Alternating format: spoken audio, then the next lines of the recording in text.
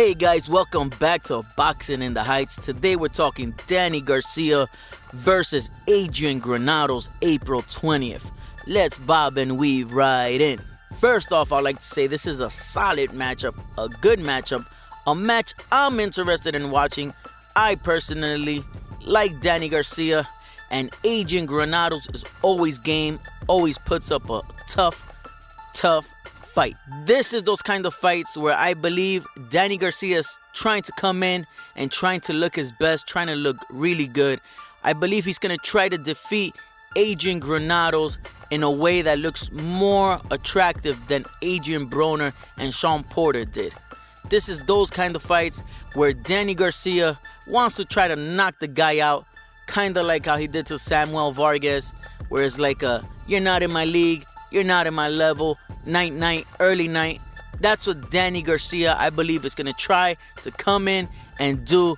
But I must admit, Adrian Granados is the type of guy that likes to spoil the night, likes to ruin the show. And I don't think he's going to come in and lay down and make it an easy night for Danny Garcia. Adrian Granados, like I said, is very solid, very tough opponent. He could box, he could punch, he could take a punch.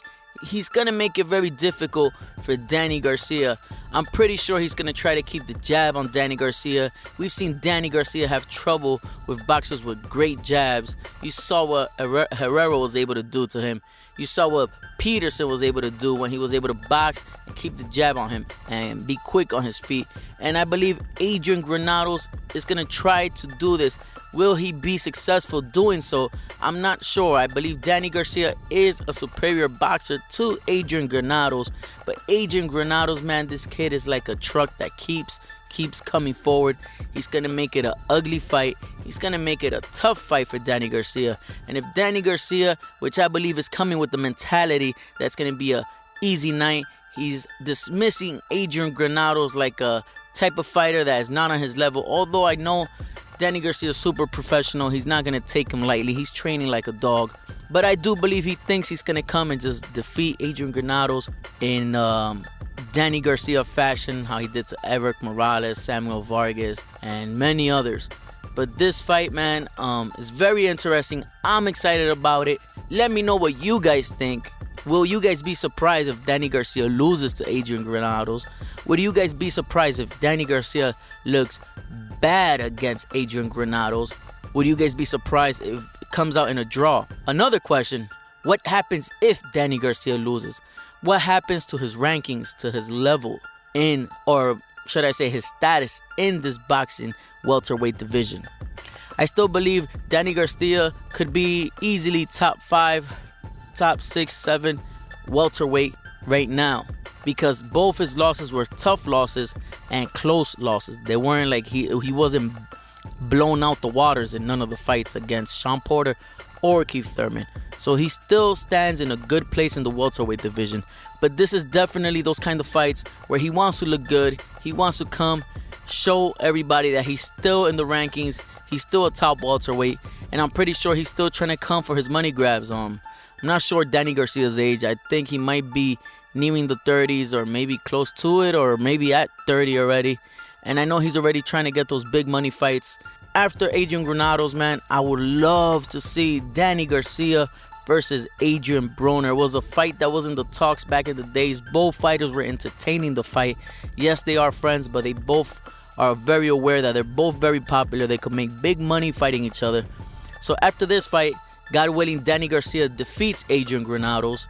I would love a fight between Adrian Broner versus Danny Garcia.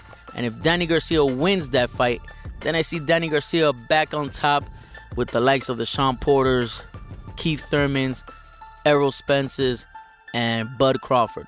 So that's my take on the fight. I think it's going to be very interesting. I do see Danny Garcia trying to go in there and take Adrian Granados' head off. I see Adrian Granados keeping his head on Danny's chest, making it ugly, rough, tough fight. He's going to try to jab Danny Garcia. He might even try to box him a little in the first few rounds. And depending how that goes, he'll change his strategy. But great fight. like I said, shout out to PBC again for making great fights. This year has been a great year for boxing so far, and they're already lining up some great fights later on in the year. So shout out to PBC, shout out to Al Heyman, shout out to Danny Garcia, shout out to Adrian Granados.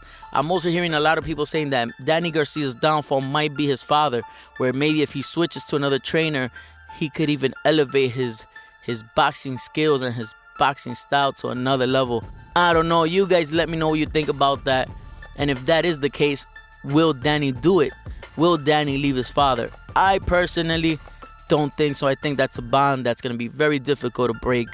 I don't think Angel Garcia would take another position in the camp other than what he is now. I don't think he'll be cool with being demoted to something else and letting another guy come in and take over the camp. I highly doubt it.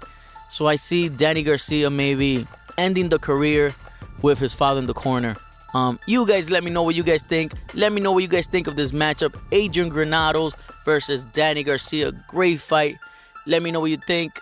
And let me know what you guys think. What would happen if Danny Garcia lost as well? Put it in the comment section. Guys, become part of the family. Subscribe. Hit that notification button. And remember, follow us if you follow boxing. Peace out.